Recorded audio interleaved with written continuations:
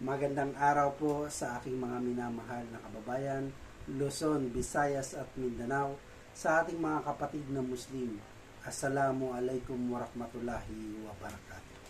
Welcome to my vlog. Narito na naman po tayong muli para sumagot sa ating mga katanungan. Pero bago yan, sa mga hindi pa nag-subscribe, pwede po bang pakiclick muna ang ating subscribe button na makikita sa iba? Okay? Para sa mga nanonood ng vlog natin ngayon, ang tatalakayin natin ngayon ay tungkol sa tanong na mahalaga ba ang work experience? Dapat nga ba na may work experience ka bago ka matanggap sa trabaho? Pag-usapan natin yan.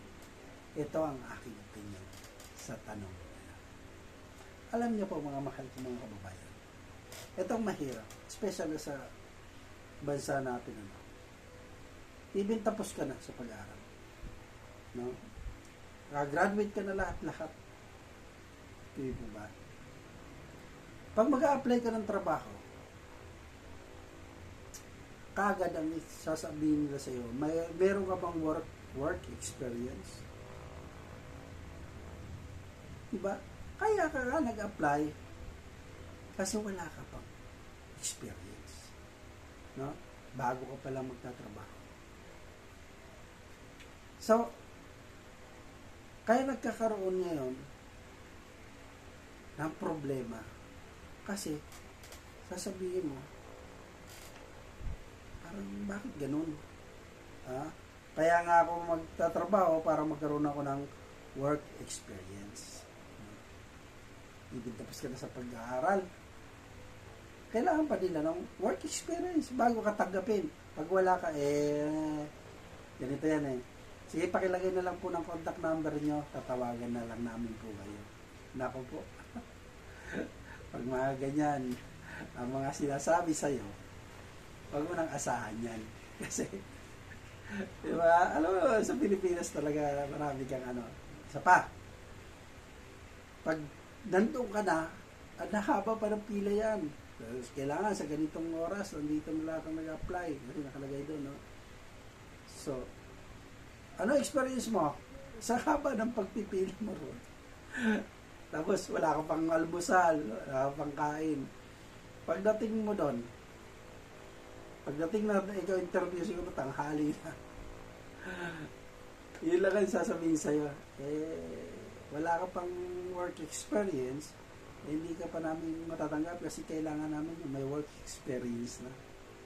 Hindi ko ba naman ma-high blood sa mga taong itong kaharap mo, di ba?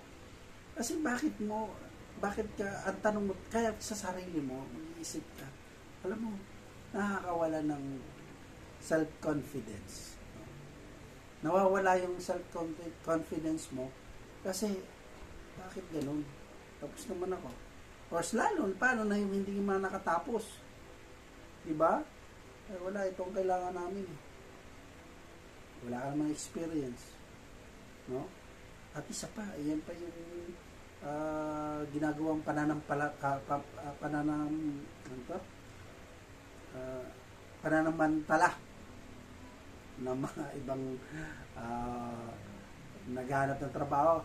Dahil wala kang work experience, pwede ka namin tanggapin pero sa ganitong halagang sahod mo. Dahil ikaw ngayon, wala kang work experience na sinasabi nila, mapipilitan nga nun natanggapin yung mababang sahod or halos utusan ka ng grabing mga gawain, kakagatin mo kasi wala kang work experience. Ano?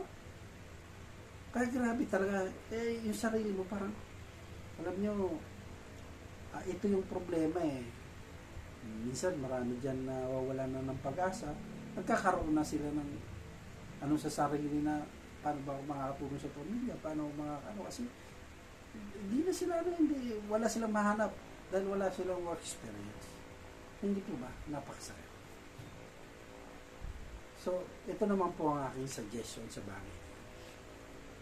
Sa mga employers, bigyan nyo naman ng pagkakataon ang mga applicants na magkakaroon sila ng work experience. Alam nyo, kaya nga po sila nag-aaral para magkaroon ng magandang trabaho. Trabaho nga ang sinasabi dito. Tapos i-reject nyo dahil wala silang work experience.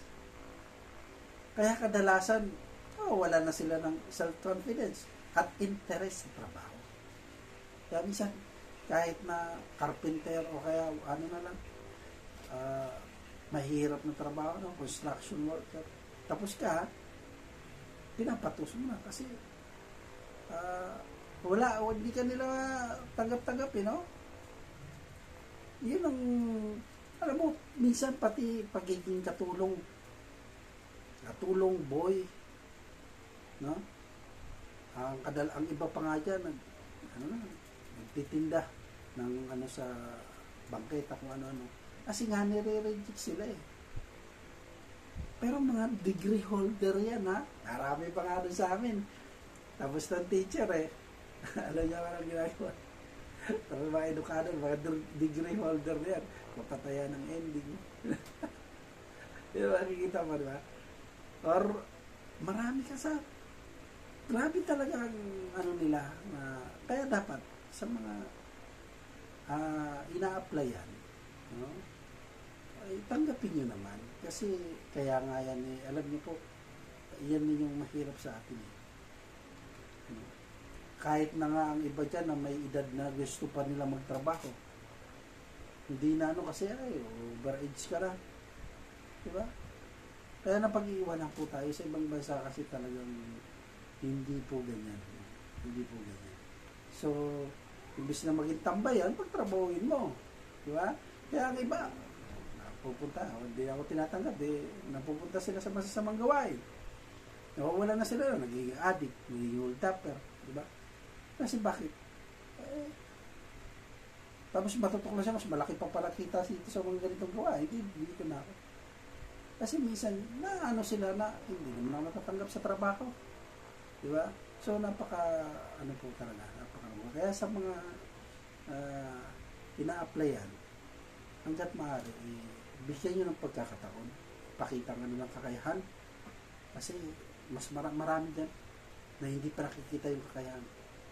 Pero, dahil sa walang work experience, ayaw mo nang tanggapin. Pero napakagaling pala. Hindi lang natutuklasan.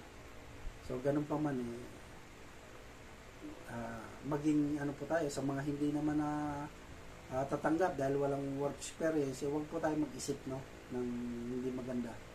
So patuloy pa rin tayong maghanap, nakakita pa rin po tayo. So basta ang isipin nyo, no, magkaroon tayo lagi ng takot sa Diyos, no? Huwag kayong gagawa ng masama dahil sa hindi kayo natanggap, dahil wala kayong work experience. Gagawa na kayo ng isipin nyo lahat ng bagay na ang ilalagay natin sa ating tiyan ay nanggagaling sa mabuting gawa. So, pinagpapalaro yan ng Diyos ng mga ganyang sitwasyon. So, hanggang dito na lang po muna, no? Sa mga gustong magpaabot ng katanungan or magtanong po kayo, mag-comment naman po kayo sa iba at siguradong sasagutin ko yan sa abot ng aking mga. Hanggang dito na lamang po. Hanggang sa muli, Robert agad. Tandaan, pag may tanong, sagot agad. Marami pong salamat.